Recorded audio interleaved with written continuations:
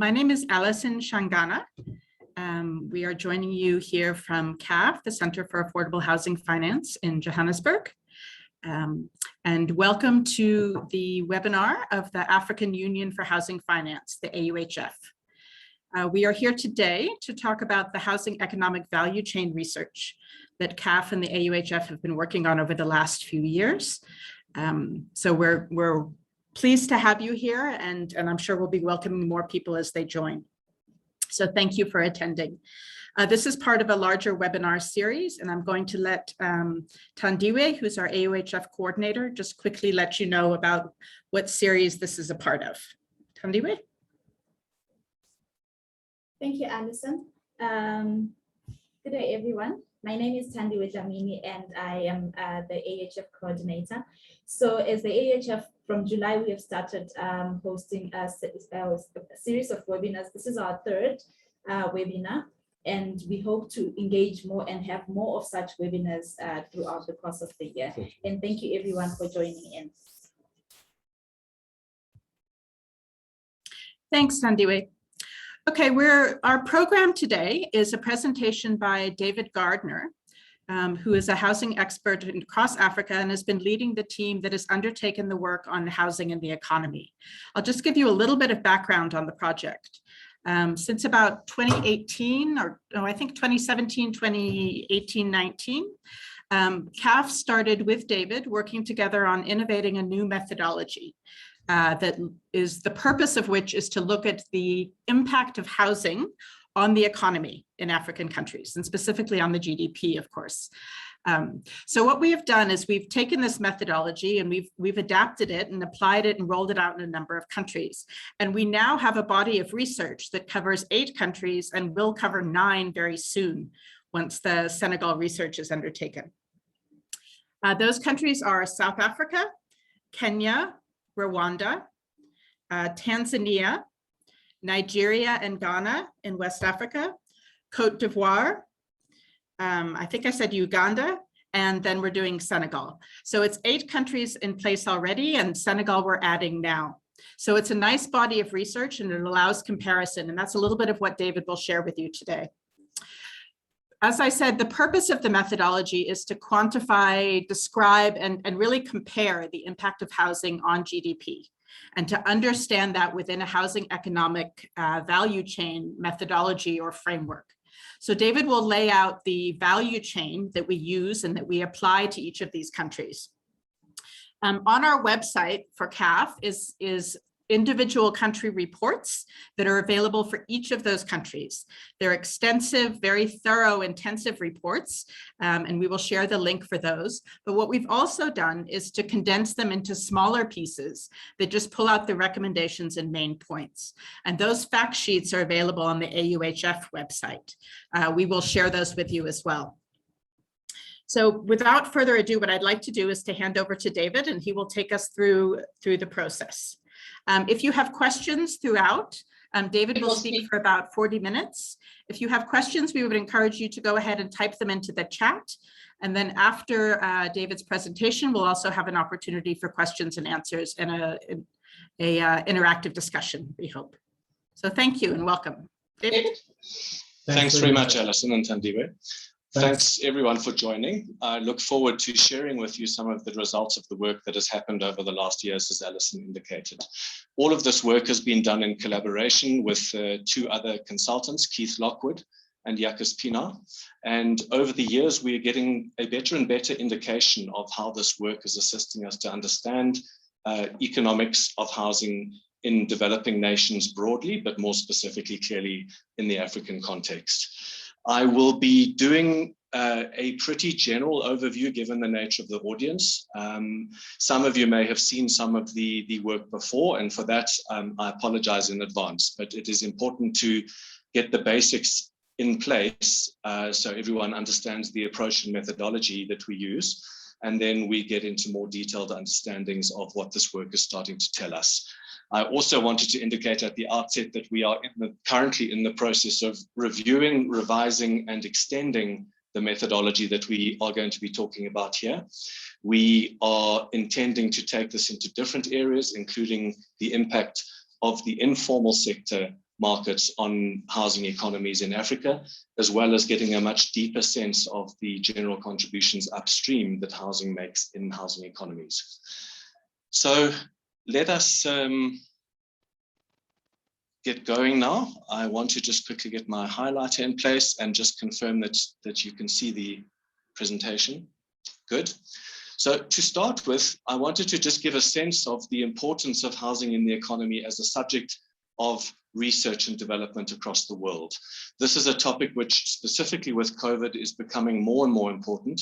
There is greater understanding of the huge potential housing has for driving not only GDP growth, but also strengthening various aspects of economies which have taken a huge knock during COVID, specifically with respect to the property sector, which has been one of the most devastated sectors through COVID.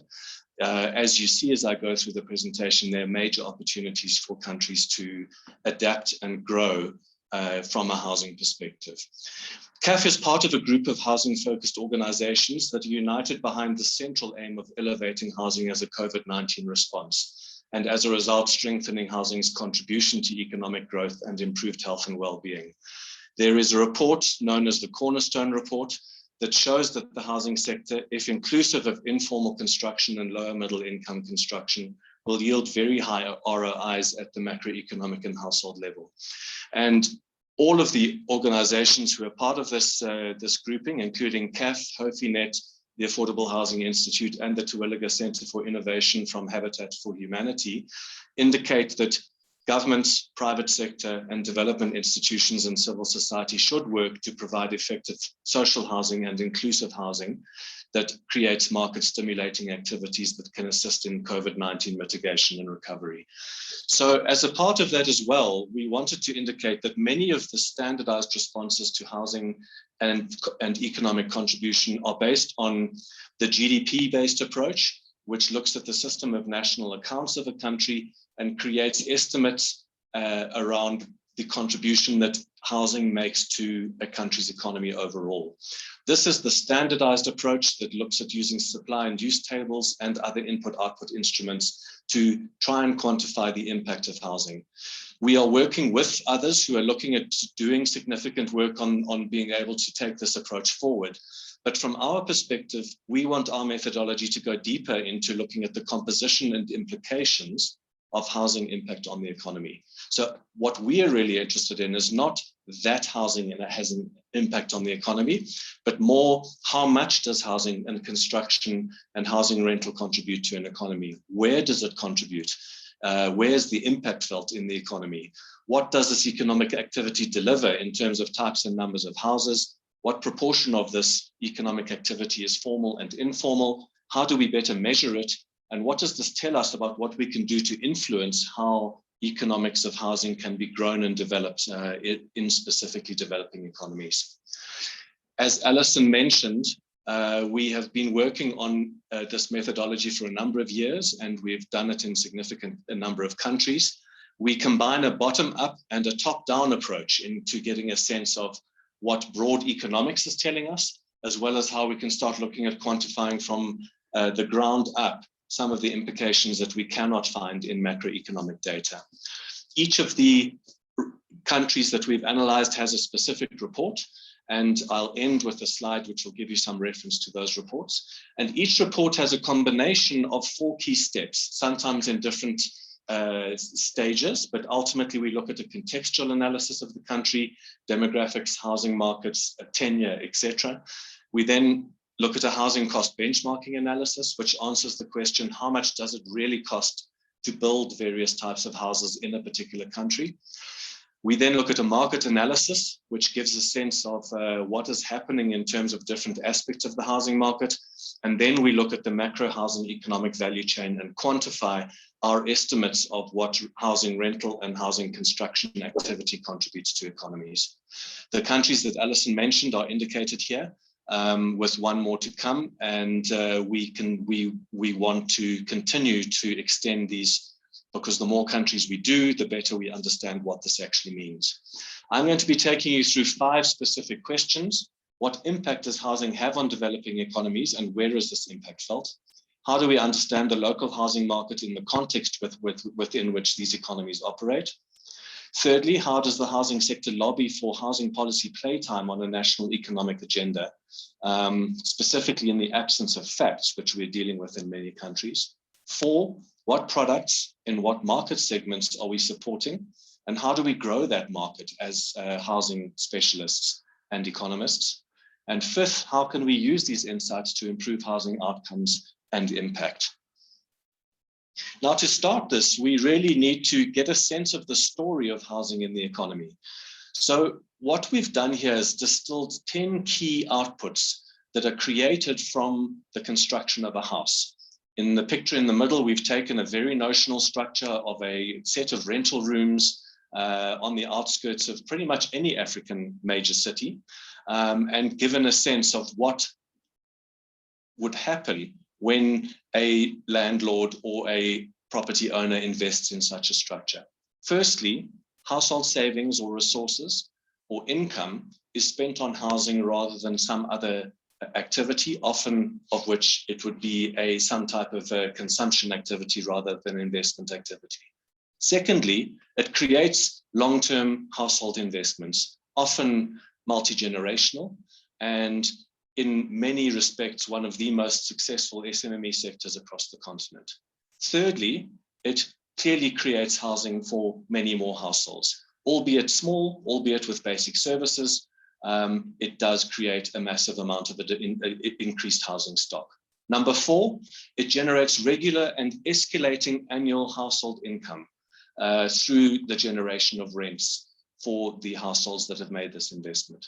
5th, economic value is added to the economy during construction.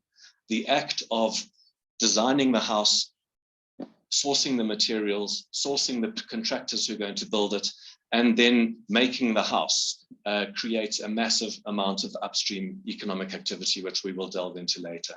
6th, inputs stimulate upstream economic sectors. So clearly, this starts affecting upstream manufacturing sectors in countries, to a lesser extent primary sectors, and then to a larger extent tertiary sectors. And we will talk about those in more detail later too.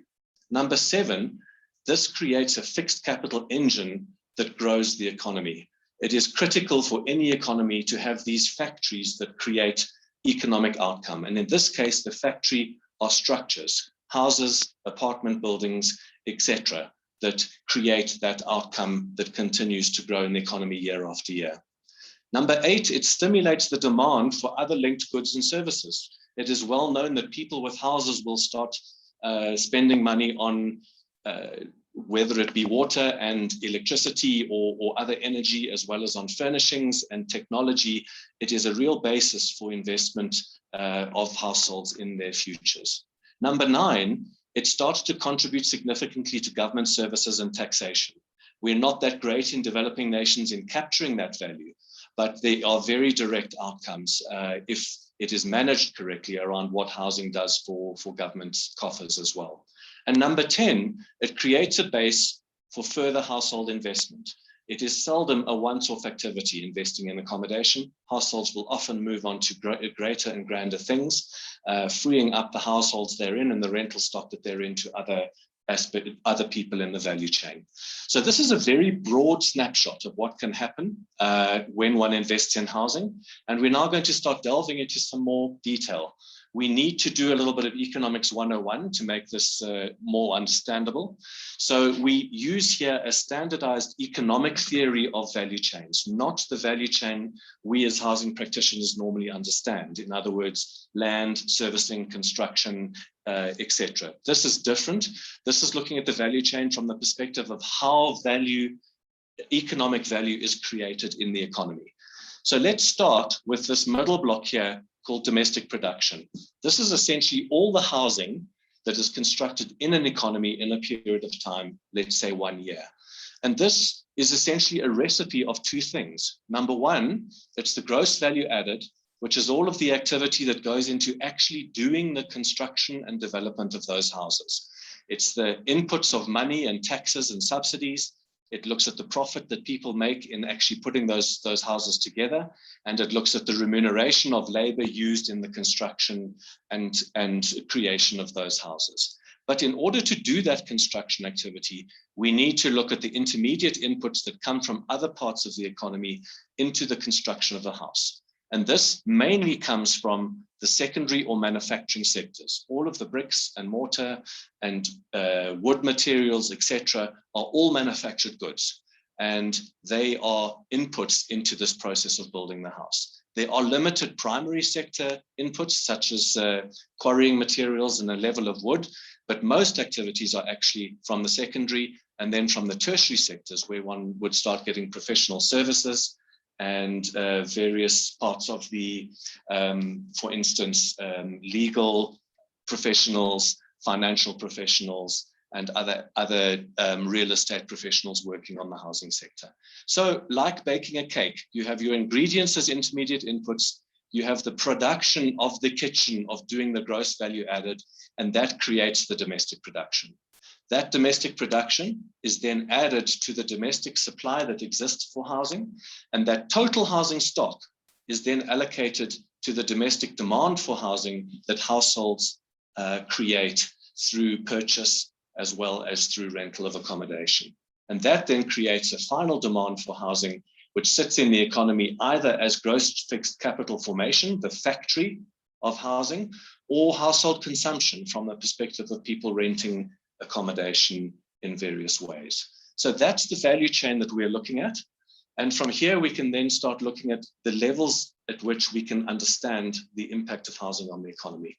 We, in our exercises, look at two key impacts: the direct impact and a level of indirect impact in housing. So the direct impact includes the initial impact that happens when construction or rental of housing happens.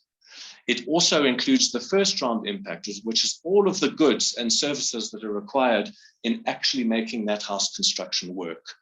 And then we have an indirect impact, which is that first round of economic impact that happens through the procurement of materials and services in the economy. But we must remember that each of those has their own value chain, and each of those is paying wages, and each of those is looking to suppliers of goods and services for their own outcomes. So while we have this constrained direct and indirect impact focus, we need to bear in mind that at this stage, we are not actually looking at the induced impact of housing because of the complexities of making that work going forward. Let's now look at some examples. In this case, we look at Ghana, and this is a relatively recent work that we did. And we can start understanding that in terms of the estimated economic value chain in Ghana, we're looking at around 2.3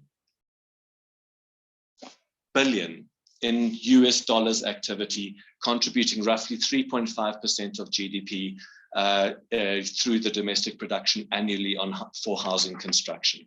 This comprises 1 billion of gross value added and 1.25 billion of intermediate input activities, most of which, 80%, comes from the secondary sectors of manufacturing.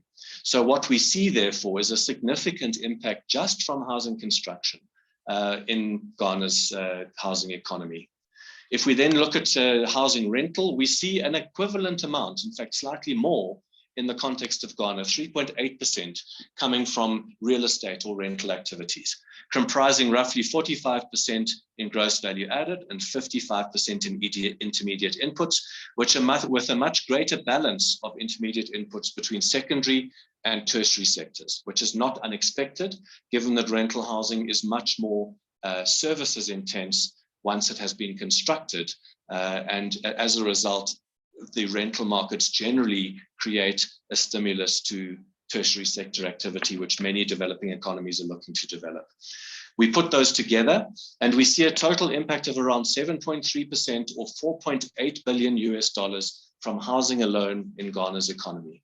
We see also that this has great impacts upstream in the secondary and in the tertiary sectors. And we see also that there are these major stimuli that are created in the gross value added from the perspective of labor remuneration, the gross operating surpluses that are generated, as well as indirect taxes and subsidies that come to and from governmental activity. So this is relatively typical of a developing nation, although, as you will see later, we have significant differences between particular countries. In this graph on the left-hand side, we look at the averaged amounts for the key countries that we've assessed so far. And you will see that the rough average that we see from construction and rental is roughly around 8% of GDP. However, it ranges significantly from around 7% to around 15%. And there are many reasons for this, the most important being that there seems to be a correlation between per capita GDP and the level of investment in housing. So in countries with lower GDP, there will tend to be a relatively larger amount of investment that people make in housing over other goods and services, given that it is such a critical aspect of survival for people. So that becomes the reason that we will see in the generally lower per capita economies a greater contribution to economic activity. So when one starts looking at South Africa and Nigeria and some of the more advanced economies, we see the relative proportion dropping, although the graph on the right indicates that we still have significant value coming through from those relatively smaller proportions of GDP being generated from housing. It's also important to see the differences between real estate and construction activity. And this really has to do with the structure of economies. It depends on how people perceive tenure and rental and the availability of land for construction and the nature of construction that impacts whether people are renting and owning and what types of accommodation with what values they're renting and owning. Continuing on, we then start looking at the difference between intermediate inputs and gross value added. And the graph on the left is really critical because what this is telling us is of all economic activity in these developing economies, roughly 50% of it is created in the construction activity itself. And the other 50% roughly is contributed in upstream economic activity. This is absolutely vital for growing developing economies. What it means is 50% of every currency unit that is invested in housing is going to find its way into the stimulation of the services and the manufacturing sector in that economy. And if we can manage the fact that that is locally produced goods, because much of the goods into basic housing are easy to produce, we see massive effects on the economy through this multiplier factor that starts happening. On the right-hand side, we then start getting a sense of the impact as well between intermediate inputs and GVA as well from in these different economies. And one does start seeing the different complexions of the rental value chain on the right versus the construction value chain on the left. As we indicated, significantly greater amounts of GVA input rather than the intermediate inputs that are happening. And if you think about that, it makes complete sense. Managing rental is a very personnel intensive activity with little inputs from upstream sectors, whereas construction is very heavy on materials and inputs coming into that economy. So let's now move on to some other aspects. How do we understand the local housing market in which they operate? These figures are great, but as we indicated at the beginning, CAF really wants to understand what this means.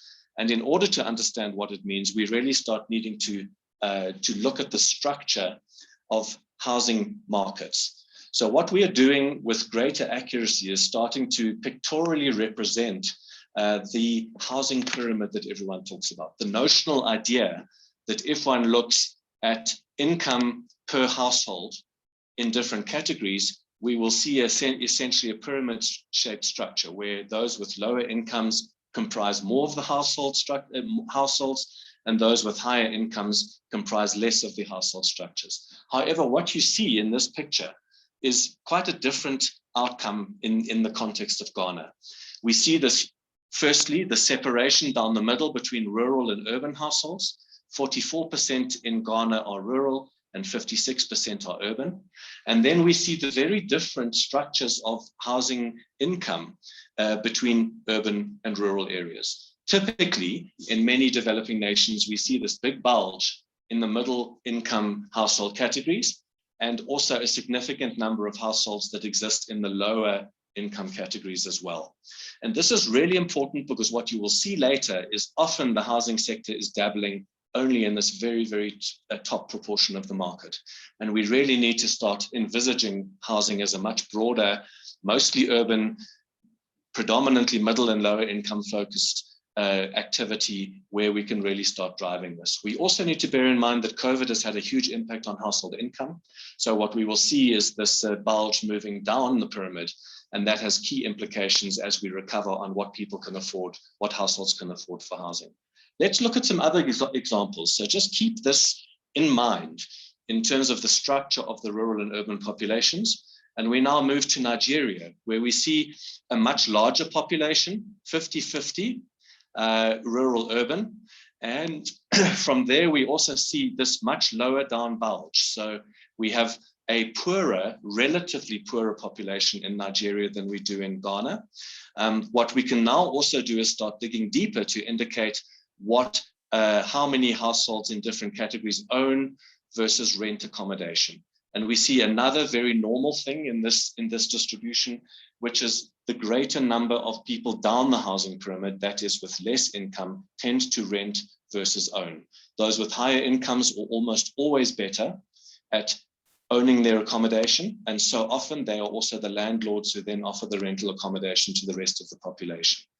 This line here is the line of the essentially lowest formally constructed house that CAF indicated in the last yearbook in 2020. So that gives you a sense that really the market, the formal housing market in Nigeria, is only dealing from that level and upwards. And it's essentially disregarding the entire effective demand of all households below that line. And that's also quite typical in these contexts. So what we see in the red circle here on the right are the normal types of accommodation options that we tend to think about as housing practitioners about what we think should be delivered. But what we then need to really bear in mind are the conditions that people are currently living in and finding accommodation in the dotted circle, and in fact, even at the bottom of the pyramid in terms of very basic accommodation. So we need to start focusing our minds further down this housing pyramid. One more example I just wanted to show you is the one of Uganda. Excuse the spelling mistake, which I've just seen here.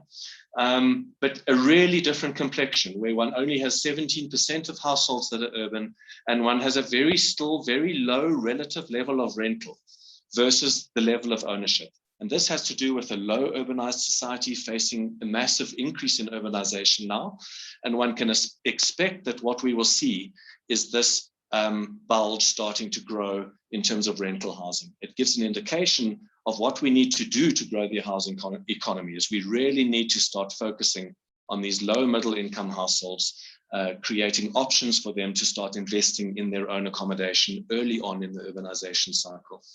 What we can then do with an example from Uganda is start getting a broad sense of the affordability of households for different types of housing structures.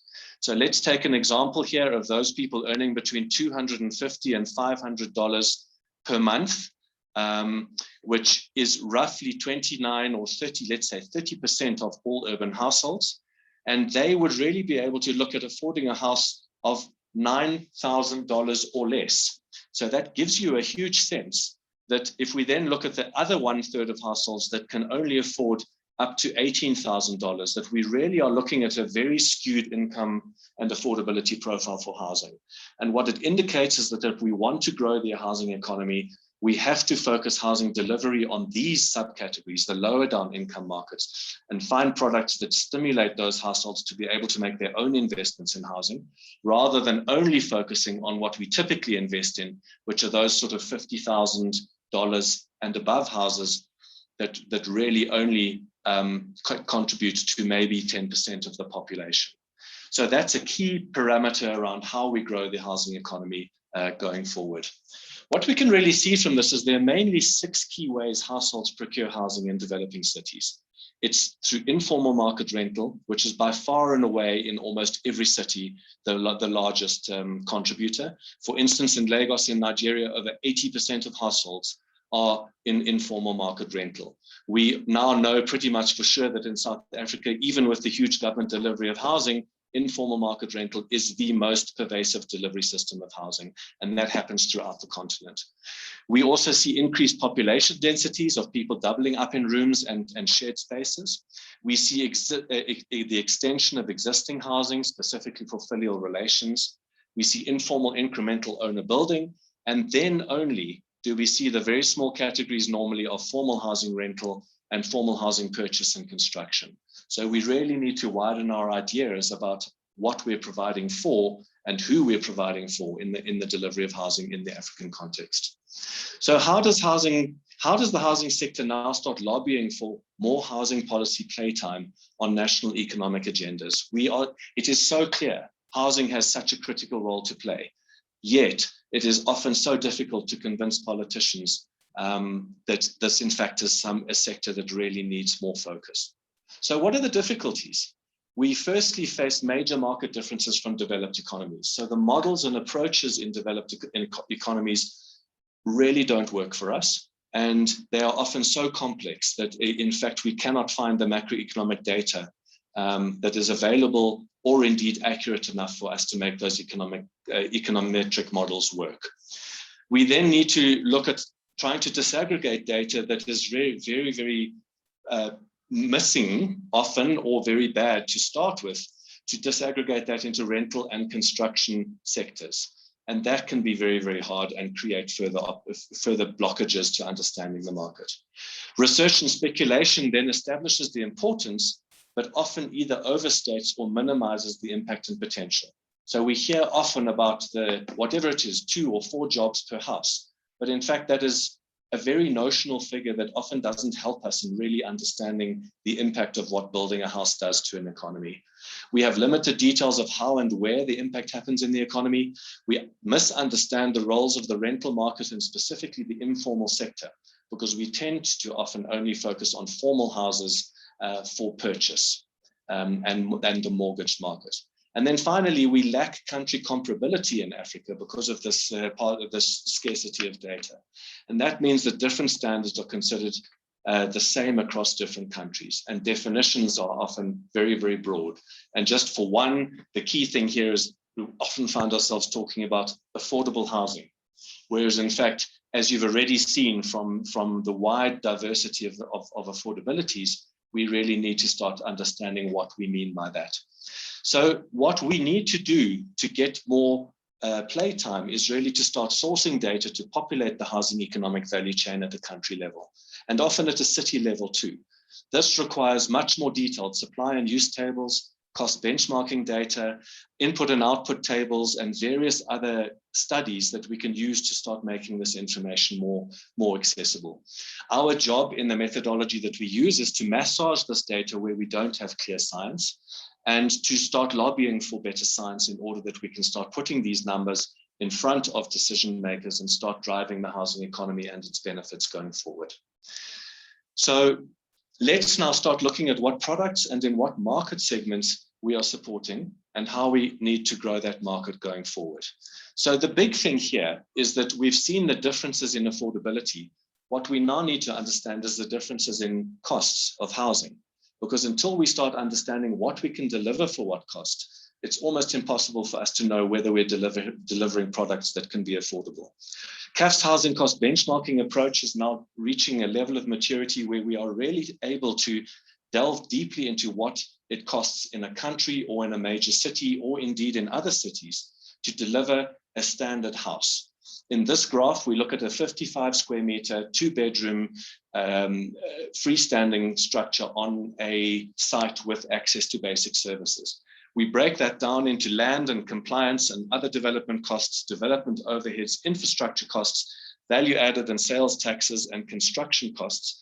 And each of those components is broken down to at least 3 and sometimes 4 other levels. So these costs are aggregated from every bolt and every screw and every fitting and every brick that goes into a house, so that we can really understand the complexity and the full value that is created in housing. What is very clear from this graph is that if one looks at South Africa on the right, we see a figure of just over $40,000 for that house. Exactly the same house in Kenya is $65,000. And in between, we have this vast range of different housing costs across the different countries. But that huge 40% difference in price gives you an indication of how far many economies have to go to create a truly affordable house. This is exactly the same quantity surveyor spec with a massive change in not only the total cost, but the relative costs of different contributions, whether it be infrastructure or building materials or labor or whatever. So what we are now able to start doing is quantifying aspects of these different categories to really understand what is expensive. Is it steel? Is it professional labor? Is it aspects of financing of the accommodation? Is it expectations of profitability, etc.? And that starts us on a process of really starting to understand what drives housing pricing in different economies. What we then do is we look at a whole range of different houses. This is just an example in Accra and Kumasi, where we looked at 4 categories of housing, including down to 35 square meter detached structures, and 5-story and 8-story 2-bedroom apartments. And from that, we are able to start looking at the relative cost of different building methodologies too, and the impact of that on housing affordability. From this, we can really start getting an understanding of what it means to create affordable housing. The first and most important and not unsurprising factor is that on average, between 45 and 50% of total costs come from construction. But what is more surprising is the implication of that over half of the housing cost in most cities and countries is non-construction cost. And we tend to only think about housing in terms of bricks and mortar and foundations and land, rather than the services and the profitability and all of the other aspects that make up a housing construction process. So what is critical here is not only to look at upstream housing inputs, in the form of building materials and professional services, but to look at all of these aspects that comprises housing cost and inflates the overall housing cost implications. So in here are the inefficiencies of these registration processes, the inability to procure financing for developers, the extended delays that happen from permitting processes, etc. And that is what we need to then start looking at if we're going to truly drive down the cost of housing, as well as ensuring building materials and construction processes are as affordable as possible. This just gives a sense again of the breakdown of houses of different types in different countries. On the left, we have the Uganda outline of different accommodation from a 65 square meter structure down to a 35 square meter formal structure. I must indicate as well that we do not only go to 35 square meters. We are able to cost more, but what we've found in the first phase of this work is we need to break through the mindset of the 60 and the 70 square meter house in many people's minds. And what we then want to do in later stages is start looking at alternative approaches and products, which I will speak to just now. And then what one sees in Tanzania is a generally higher cost for all types of accommodation, and similarly a greater step down based on different types of construction. And that has to do with, for instance, the outcomes of land and servicing costs inflating some of those outcomes. So this gives us a really great ability to start driving the approach to understanding housing construction and what we want to do next, which is to look at that in terms of not only the formal markets, but also all of the informal markets that drive housing construction in these economies. Let's now look at how we can use these insights to start improving housing outcomes and impacts. So how to create and capture housing value? Here are a couple of thoughts. We need to make housing a political and an economic priority. It is so patently clear that this is a sector that keeps on giving. If we invest in housing, we not only invest in construction and rental, but we invest in households putting their own capital into housing construction, and we invest in our upstream economic activity. Secondly, we need to make housing markets more competitive and affordable. So we must be consistently driving down the cost of housing, specifically in those countries where we see this massive premium for inefficiency in housing markets. And that must be a constant drive to ensure greater feasibility and reduced cost. Thirdly, we need to start making housing easier to build and rent. So this means facilitating the processes of purchasing land, servicing land, permitting housing, building housing, approving those houses, And then in the same process, the real estate processes that might assist with rental, as well as with the transfer and upgrading of housing in a more vibrant housing market. Then we need to unleash the domestic economy. We've got to assure that the housing value chain meets construction and real estate demands. As one starts driving up housing construction, we are putting pressures on the upstream activities. And what often happens in these economies is we start seeing price dumping and importation of materials to fill gaps in demand.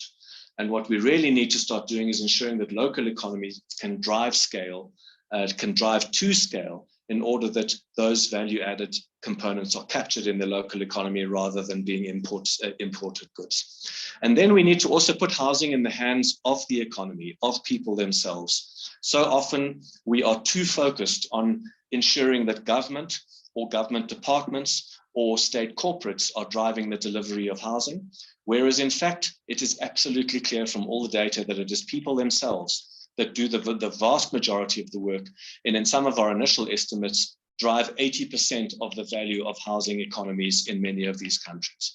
So although we do want to see a massive increase in formalization and the formal housing market, we have to ensure that innovations and changes in policy drive the benefits down into the informal housing market, because that will still remain the largest component of housing construction. In work we've done in some countries, specifically Kenya and Rwanda with the World Bank, in partnership with the World Bank Group, we started looking at different parts of the housing value chain and getting generic strategies that we could be looking to develop and improve the outcome of housing. So one sees in terms of the domestic supply process that we need to look at scaling and deepening the affordable housing supply. That essentially means just making sure that we are delivering further down that housing affordability pyramid that we spoke about. We need to look then in the gross value added component of strengthening local development and construction capacity. Often that is very easily lost. It is very mobile internationally. And so one needs to start creating the conditions upon which local construction entities can do business and grow their capacity to continue to upscale the amount of housing they can produce. In terms of the intermediate input market, there is a renewed focus on the power of building intermediate input capacity for housing. Often this is not complicated. The cement is often in place. So we're really talking about manufactured steel and aluminium goods, manufactured cements products, manufactured wood products, and all of these are well within the scope of local economies to grow and meet the production capacity coming from housing development. In terms of the final demand, we need to look at how we stimulate household effective demand for housing in order to drive greater affordability. And one of the key aspects there is obviously looking at the housing finance market and ensuring that that is well in place and able to improve effective demand for housing.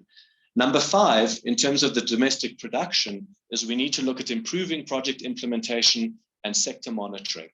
And from that perspective, we really need to ensure that we're starting to scale up the sector to understand it better and to unleash its potential through policy and regulatory and legislative reform primarily. And then in the end, we also, in the domestic production sector, need to look at improving housing and real estate investment climates. We know that a lot of housing is driven through foreign direct investment, as well as local refocused investment from other sectors which tend to be considered less risky into real estate and housing.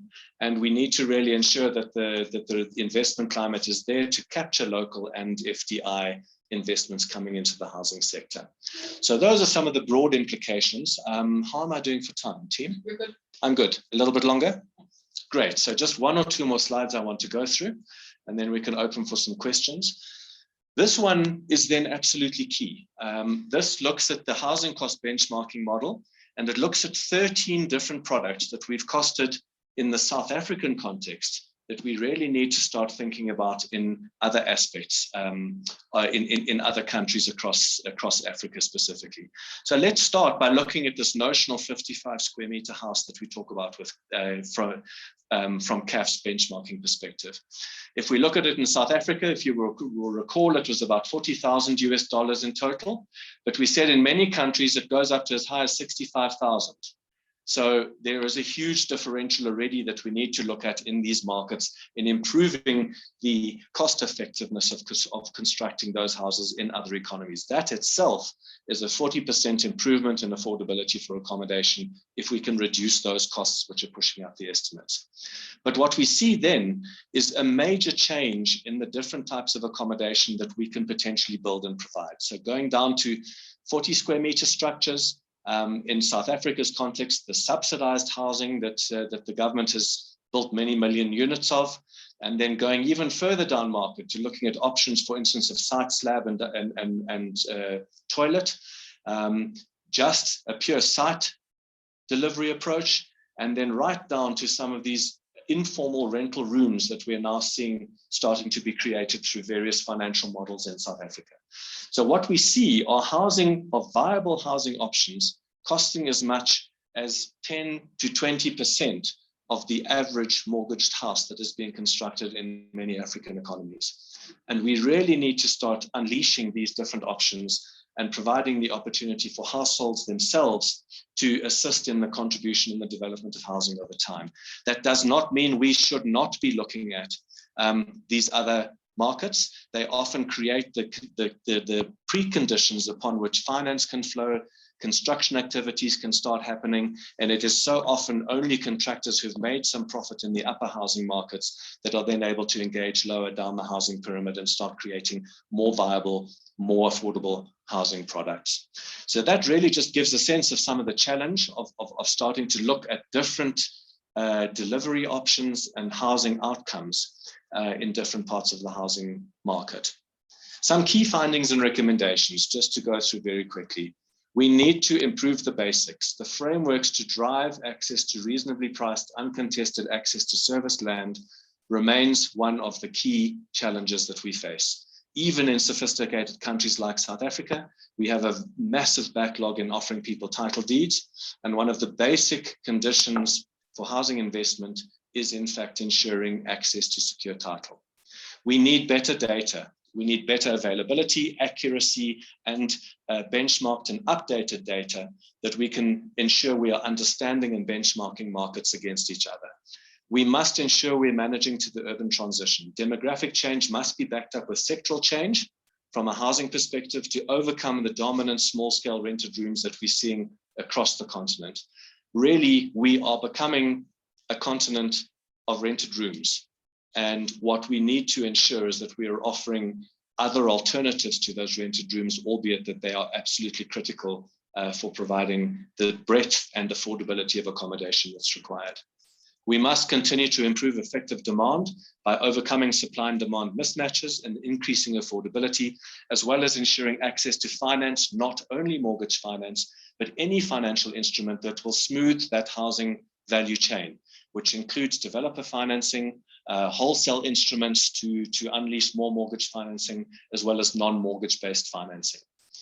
We need to look at the housing finance ecosystem and strengthen and broaden and deepen it to ensure that it creates financial infrastructures and capital markets that can start supporting a much greater dynamism of housing affordability and housing products, housing finance products. And then we really need to continue to focus government participation in clear and transparent policy that creates greater equity and competition building within the housing sector, and particularly that starts focusing more on local development, contractor, and manufacturing capacity. All too often, we're seeing capacity for large projects being given to international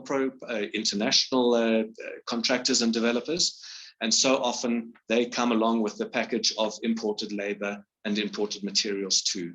So there is a real need to drive Africa's housing value chains to develop those upstream manufactured and service sectors that we need so badly as well. In terms of the economy, we must continue to drive the contribution of housing in the economy. We must continue to indicate the macroeconomic impact it has and can have by continuing to grow it. And as a result of that, the upstream stimulus and the potential for post-COVID growth is enormous. and at the moment really not being adapted by many countries. In terms of construction and real estate value chains, we've got to strengthen the fundamentals to grow construction and real estate consistently, continue to develop those upstream links to secondary and tertiary sectors, and make sure that that affects positively everyone in the housing value chain, including every informal household and informal builder who is buying building materials. They can also benefit from those improved sectoral conditions. We need to look at an informal to formal transition to continue to grow the basics that move more economic activity into formal construction and formal real estate and financial sectors, but at the same stage to recognize and support and grow the informal sector for the immensely important job it's doing in providing accommodation across the continent and giving it the opportunity over time to become more formal. And then finally, to look at local manufactured inputs, to look at this as a major component of successful housing strategy, but at the same stage, merging manufacturing strategy and housing strategy in one, rather than thinking of these as different components. We haven't spent much time on employment, but it goes without saying that there are massive employment impacts too that come from growing this housing economic value chain as well. So that's where I'll stop. I just do want to indicate that there has been some excellent work done on summarizing these very complex reports. So those of you looking for some quick and easy bedtime reading, please do download them from the website. There are a couple of pages. It outlines the key parameters and key outcomes and really assists to make less dense the larger reports, which are also available on the website. So thank you very much. I look forward to question time. There we go. Thank you very much, David. You can take a breath and a sip of water. It's a lot of information to take in, and it's a large body of research at this point, but it's a very exciting methodology in terms of what it can do and the kind of conversations that it can promote, particularly between ministries of finance and ministries of housing and infrastructure. David, there were a couple questions on the chat that I just wanted to draw our attention to. One was from Casimo, and it's around the PPP and prices. Yeah. So in terms of the methodology, the question asked is concerning income levels, household income levels. Yes. Are the prices locally adjusted? So is PPP calculated with international benchmarks or within a national context? And then the second part of the question was around how that affects the question between rural and urban households and the differential in income. Right. Should we take them one at a time? Sure. It'll probably make more sense. Good. Yes. So the PPP can be confusing. The intent of PPP, price parity, is to essentially create a uniform understanding of household incomes across countries and continents. So the idea really is for us to start looking at benchmarks that can be compared between countries. However, having said that, Casimo, we do look at local. We obviously start the analysis from local income data, household income data. We base a lot of our work on the CGID research database, which we know is not perfect, but it's the least imperfect is probably the best way of putting it. So the idea of ensuring that the PPP doesn't distort things is important. And in the reports, you will see that we often refer to both the PPP and the non-PPP household income. What is important to note is that often that might inflate household incomes and in certain cases it might depress the overall curve of household incomes. So it is important to note that. In our estimation, it is useful enough to do that analysis to have the parity of pricing and the comparison, and also to give us the opportunity to indicate broadly what the challenges are. So even if the challenges are 20% better or worse, it still gives a much better indication than saying everyone can afford a $55,000 house. In terms of the rural-urban context, it would not necessarily affect them much, but suffice it to say that there's very limited formal housing construction activity focused on rural areas. And in many rural areas also, traditional tenure systems are in play, although rental is increasing. So a lot of the work at the moment is focused on where the major challenges are, and that is really coming from city growth. I hope that answered that question sufficiently. All right, next. The next question was around the benchmarking methodology, and Robert Hornsby was asking specifically about the specs on the calf house. Yeah. And perhaps just to add to that, David, there was a point raised in the chat about the impact of VAT and how that can be hindering investment and delivery of affordable housing on the continent. Good. Yes, so CAF took a specific decision to say we need to find a basic product that would be seen to be acceptable in many environments, that we can therefore use to benchmark across the continent. So we're not by any means saying that that benchmark task is the one that should be delivered, but essentially it's creating for us a product that we know is exactly the same. It's essentially a 2-bed, 55 square meter structure with a small balcony, conventionally constructed on a 250 square meter site with access to services either provided by local government or provided on site in the context of a housing development if there are no local services being provided. So the reason we've done that is we have seen so often across Africa that people say, oh, we're building that house for $30,000, right? And almost inevitably when we challenge the data that they would give us, we would find that indeed they are, but they have not taken into account free land that's been given to them by someone, or infrastructure that is being subsidized by some entity, or the holding costs that they've had for 10 years while they've been trying to get the development off the ground, or the incredibly expensive financing that they're getting in place. So we needed a very clear methodology of saying, if you want to test this data, we can take you down to what we've costed for every bag of cement and every other component of input into the equation. So that standardized house then gives us the basis of saying that house built in Johannesburg versus Nairobi gives us an exact difference. But not only that, because the specs are the same, we're then able to start looking at the relative costs. For instance, how much more did the steel cost in Nairobi than in South Africa? Or, how much more was the financing cost because of the implications of not being able to get mortgage financing or whatever. So that's the basis of the CAF benchmarked house. In terms of that is an absolutely critical thing. So we see in some countries that it becomes the third largest factor in the housing cost of those major categories is just the VAT itself.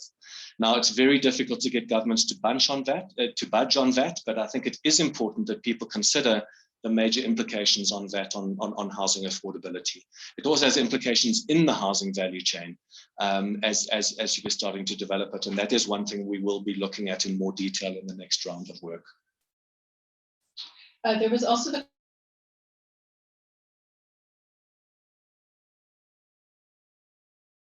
Good. So what we look at is two different components of financing cost. We are essentially looking at a development cost. So what we're looking at is the cost of the house to the point where there would be an offtake with a mortgage loan from a local financial institution. So what we're therefore looking at is essentially the opportunity cost of capital for the developer in the development of that house over what is seen to be a normal length of time for a development in that market. So for instance, in South Africa, that might be a 6 to 9 month process, whereas in other countries, one would see that moving to 18 months. And in some cases, we had to even benchmark it at, let's say, 2 to 3 years because of the major delays in various aspects of going up the value chain. We would then look at normal financing costs, and we would basically make an indicative calculation around what contribution financing costs would make if it was obtained on the basis of a bank loan or a construction loan or a development loan to that entity.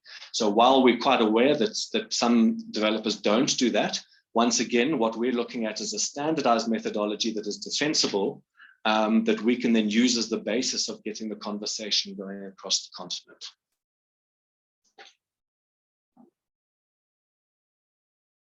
Thanks, David. I invite others to ask any questions you might be interested in or just to reflect on the findings. I wanted to pull out one of the points that always strikes me when I see this research. which is around the balance between renting and owning.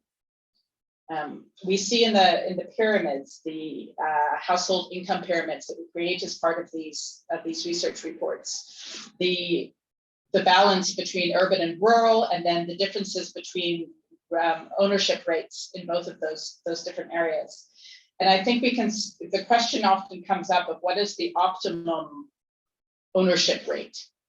Should we be aspiring as a higher ownership rate, a sign of greater sophistication of the economy or of the housing sector? Or what would be an optimum rate, and how do we sort of understand that progression and balance?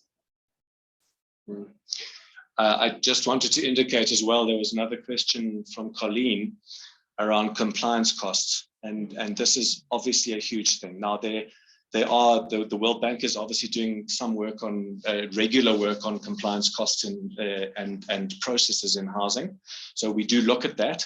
But what we specifically try and do is give a sense of what is the burden of the average costs on a development. And that can be, in many cities, the fact that you can't even get development rights on a piece of land, albeit that you might own that land, through to, well, it takes 3 years of bribing and pushing buttons in order to get a particular approval through. And even, for instance, in the case of South Africa, where we have such a rigorous legislative system, where you're now having multiple compliances that are required, EIAs and geotechnical conditions and various other things too. So absolutely, compliance is key, not only from a cost perspective, but also from a cost of doing business perspective, in terms of the delays that not getting those compliances can create. So absolutely, Colleen, fully agree. All right.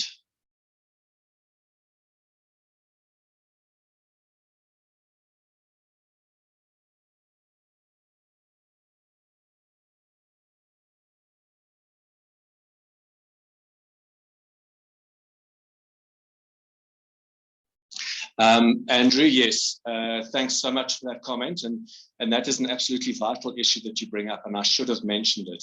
At this stage, our calculations don't look at the deemed value or the imputed value of owned accommodation. This is something we will be looking at in the second round of activity. And in fact, what we're going to be looking at even is the potential of using the imputed approach for informal housing stock as well in some way. It is a critical component of national accounting, but also is very fraught. And so when one is looking at GDP figures for housing, one needs to bear in mind that very often the imputed figures may not have really been had come from any particular scientific calculation. Often it is more a guesstimate. So that does become an absolutely critical aspect as well.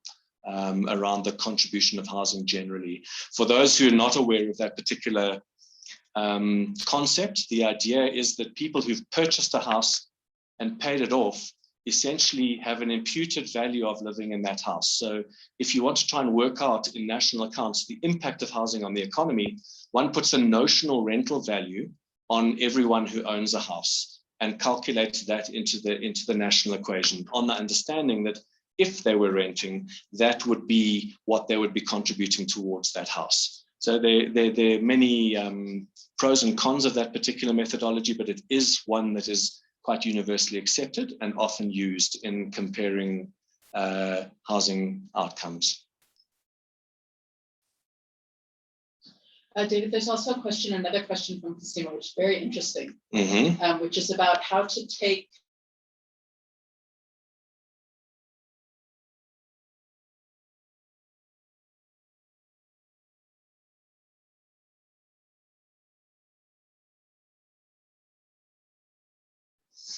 So it is a very interesting question, and actually I've just completed some work in Namibia which didn't look at these methodologies. So it's a very topical question, because what I was able to do there was to take some of these findings, generic findings, and apply them to that context without doing the huge amount of detail. So we will know that in that market, for instance, There are certain constraints on affordability, which we can work out much more clearly now. And we would also know, for instance, that there's the potential of building other aspects of the economy through the housing market. So even though the government might not at this stage be taking housing to be a major growth sector, it can still be utilized as a potential stimulation of economic activity. Short answer to your question, we'd be very interested in that. I think what is critical about this is that we are dealing with a real lack of data around many countries in Africa. In fact, we've probably cherry-picked in sub-Saharan Africa, those countries with the best data. So the further we go, the less data we find and the more inferences we require. And that's why we're undertaking the second round of research to start assisting us to make more scientific calculations where there is a lack of data. So we would really love to engage on this. And there is no doubt that the generic findings are absolutely important for every country, albeit that it becomes really important to understand the context of a particular country before inferring that those outcomes absolutely have an impact. So very important question. We really do love the debate and discussion. And in many respects, we're not claiming that what we're doing is perfect. What we're claiming is that it's a better approach than nothing. And we want to engage to improve the methodology and make sure that it becomes more and more empirical as we go forward.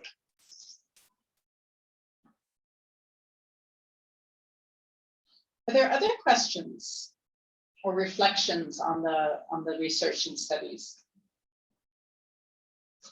The other piece that comes to mind as we listen to this is around the COVID context and the role of the housing sector in economic recovery in African countries.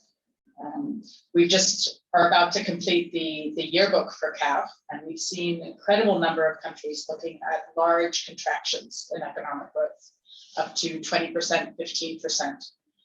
So I think this information and this research can provide some interesting data and evidence to ministries of finance about what would be the impact of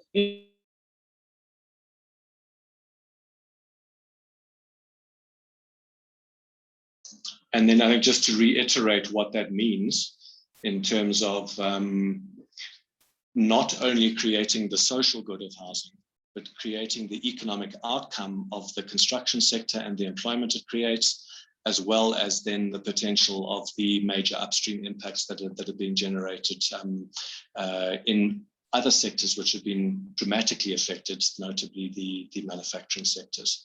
So it becomes a economic generator and employment generator, as well as a social good generator. It's really hard to do better than stimulating housing. Absolutely. Okay, if there aren't any more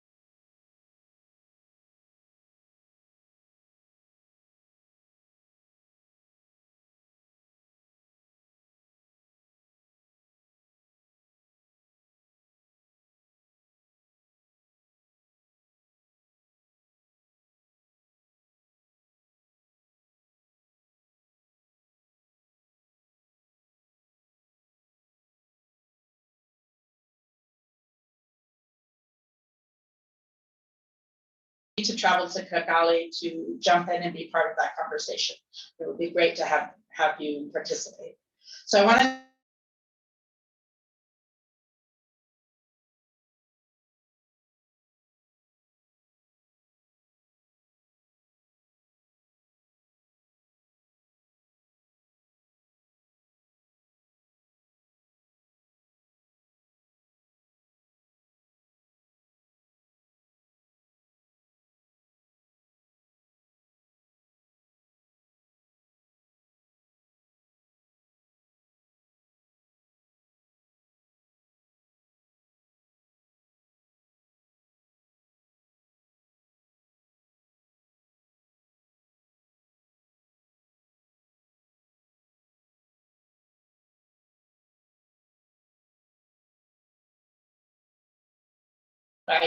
Thank you.